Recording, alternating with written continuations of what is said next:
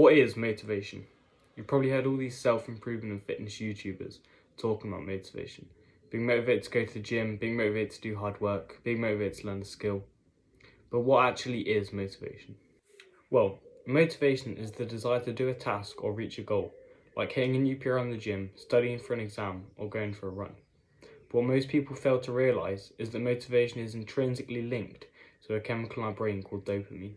Now, you've probably heard about dopamine before as being the happy chemical or the pleasure chemical, but you probably don't quite know the key aspects of dopamine and how it motivates us.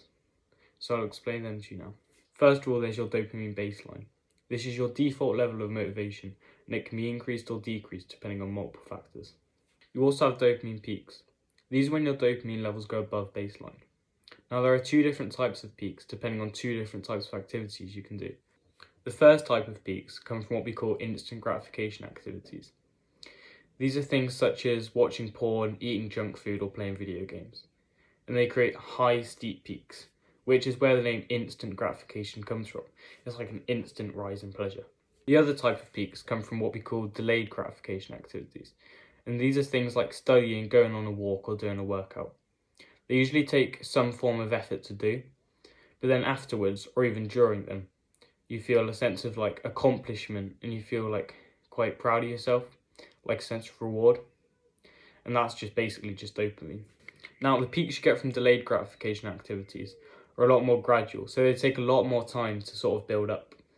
And they're not quite as high as the ones you get from instant gratification. So surely you'd think that instant gratification is better, right? So it's more pleasure for less work, essentially. But actually, that brings me on to the third aspect of dopamine, which is dopamine troughs. These are when your dopamine levels go below baseline, and they'll cause you to feel quite sad or like depressed. And you've probably heard or even experienced for yourself, like after you jack off or like eat a bunch of Doritos or waste hours playing video games. You feel quite depressed and like just bored almost. And that's because your dopamine levels have gone below baseline, which means you're not motivated to really do anything. So it's kind of like you have no purpose in life, which is a bit extreme, but that's kind of how you feel unmotivated. But after doing something that's delayed gratification, you feel a lot more happy and content with yourself. And that's because there's a lot more dopamine left over in your brain. So dopamine is like a limited thing in your brain. So imagine like a big bucket or a big pool of dopamine. And like, if you're doing an instant gratification activity, it's like you're sort of picking up that bucket and just pouring it over. And all that dopamine is just gone. So it's like a quick, sharp rise in pleasure. Then it's just like gone like that. And then you're just sad and unmotivated. But with delayed gratification, it's almost as if someone's getting like a cup, putting it in the bucket, and then slowly trickling it down. So there's still a lot left over after you do it, and it's a lot more gradual. So why do people choose instant gratification over delayed gratification if they end up feeling sad afterwards? Well, that's because so many people nowadays are so unmotivated to do any sort of hard work that they don't even experience delayed gratification. And if they do, they think it's too hard and they'd rather just go on their phone or hop on their PS4 or open a bag of Doritos. And that's because they have such a low dopamine baseline that they're not really motivated to do anything. And they don't really want to spend any effort on doing a hard task. So when people ask, how can I increase my motivation? What they should be asking is, how can I raise my dopamine baseline? So here are 6 ways to increase your dopamine baseline and therefore your motivation. Number 1, stop instant gratification habits. Now, these are the things I mentioned earlier, which give you a quick bit of pleasure and then make you depressed. So these are things like video games, social media, porn, junk food, and even TV. I'll make separate videos on how to quit these things, because I know a lot of people are addicted to them nowadays. But what you need to know is they basically sap your motivation by lowering your dopamine baseline, which drastically limits your desire to do hard things. Number 2, get regular quality sleep. Now, when you heard this one, you were probably like, ooh, I get enough sleep. But the truth is, you probably don't. 70% of people don't get their recommended amount of sleep. Did you know teenagers need 9 to 9.5 hours of sleep per night? And adults need at least 7. Now, I'm a teenager, and I'm not going to lie to you, I don't get 9 hours of sleep, but I get 8, which is close enough, and it's still pretty good. I still feel refreshed in the morning, I still feel motivated. But the thing is, most teenagers I know only get 6 to 7 hours, which drastically decreases your dopamine and therefore your motivation. I'll go into sleep in more detail in another video, because it's something I've struggled with a lot myself before finally getting into a consistent quality schedule. But for now, all you need to know is that if you get a good night's sleep, you'll wake up feeling more motivated and you'll have more drive and energy for the day.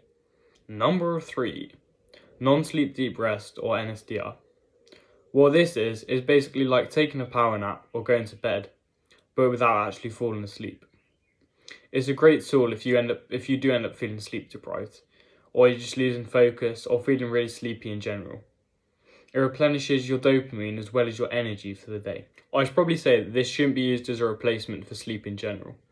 You should still be getting the amounts of sleep I mentioned earlier, but just try and do this like as a little add-on, because it gives you a little raise in your dopamine baseline and a little raise in motivation. I get a good night's sleep every night, but I still try and do NSDR at least 5 times a week, because it just helps. And I've linked an NSDR guide type thing by the neurobiologist Andrew Huberman, and it's only 10 minutes, but it leaves you feeling really refreshed and motivated afterwards, so I definitely recommend using that. Number 4, physical activity. Now, you probably expected this one to come up, just because you know the feeling after a run or after a workout, where you feel quite proud of yourself, you feel happy, you feel quite accomplished. And that's all because of the rise in your dopamine baseline that occurs every time you exercise. So next time you've got a hard task to complete, do some cardio or weightlifting before, and I guarantee you'll feel more motivated to do it than if you've just been sat on your ass all day eating crisps. Another good thing about physical activity is that it releases the chemical called cortisol in your brain. So what cortisol does is it wakes you up, and then when its levels are depleted, you fall asleep basically. So you want to release it early as possible, so you want high levels in the morning so that the levels are low at night. So getting physical activity, just like a few hours or even a few minutes, going like a morning run or a morning swim or something like that, will massively improve your sleep. Again, I would try and get some sort of physical activity at least 5 days a week, if not more, just to make sure your dopamine baseline and therefore your motivation is just constantly rising. Number 5, morning sunlight. Now, this is probably one of the best ways to increase your motivation, and I use it every day because it has such a high ROI for just a few minutes each morning. So basically what you do is you wake up, slip on some clothes, go outside, and then just look in the general direction of the sun. Obviously don't look straight into the sun or else you'll go blind, but just make sure you're getting the sun on your face. What I do if it's a cloudy day is I go on my iPhone on the Compass app. I don't know if Android has one. So just turn that to east and then just look in that general direction, because obviously you can't see the sun if it's cloudy. And then you should get 5 to 10 minutes on a sunny day and 10 to 20 minutes on a cloudy day. I know it might seem hard and uncomfortable to be doing every morning, but trust me, it's worth it. Ever since I started doing it, I've been feeling more awake and motivated in the mornings. And it also improves your sleep, because remember cortisol we talked about earlier? The sun in your eyes triggers cortisol. And because you're doing it right in the morning, remember we want cortisol levels high in the morning and low at night. So it also improves your sleep. Number 6. You ready? Drum roll. Number 6 is cold showers. Now, you probably cringed when you heard that, and I can see why, to be fair, because they're quite uncomfortable, no one really likes them, and when you just woken up, you don't really want to go in a cold shower, you want a nice warm one. But it's actually this uncomfortableness, is that a word? I don't know, but yeah, this uncomfortableness actually makes you feel more motivated, because it's the difficulty that you endure that causes the rise in your dopamine baseline. I would have these first thing in the morning after you get your morning sunlight. And where you do want them to be uncomfortable, you don't want them, if you feel yourself hyperventilating, or you feel your heart and it's being really fast, or the water's freezing cold, then turn it a bit warmer. Just, you want it uncomfortable enough that you want to get out of the shower. So as long as it's uncomfortable, then it's raising your motivation and your dopamine. I know getting into daily cold showers can be hard, So I'll make a video in the future on how to properly get into them, because once you get into them, they're very beneficial. That's all for this video. If you found it helpful, then please leave a like and subscribe, because this channel's just starting out. So all the support is just really appreciated. And I'm going to release at least one video a week, so I should have one released by next Saturday. Bye.